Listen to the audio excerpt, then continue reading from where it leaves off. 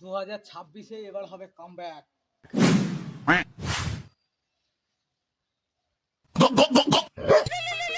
কি দেবো না?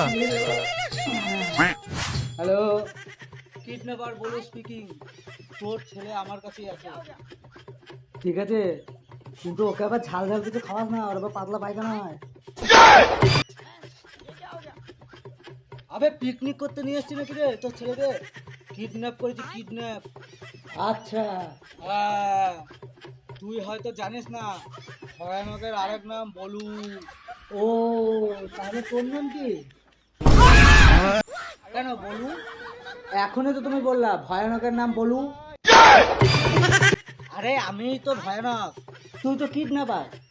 না, আমি একটা গাধা। এইটা ঠিক বলেছিস। অনেক হলো এসব কথা। 2 লাখ টাকা দিলে তোর ছেলেকে ছাড়বো।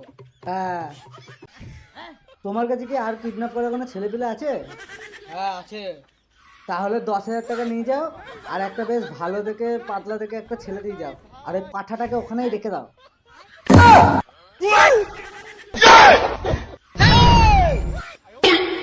আমি দোকান খুলেছি নাকি ভাই? সকাল সকাল 200 জেডি মেরেছিস? দেখ ভাই, বিশ্বাস কর, আমার কাছে 9,999 টাকাই আছে। দেখ, অনেক হয়েছে, আর কি করিস না। তোর ছেলের জীবন আমার হাতে, মানে আমার নয়, আমার পাশের লোক আছে তার হাতে।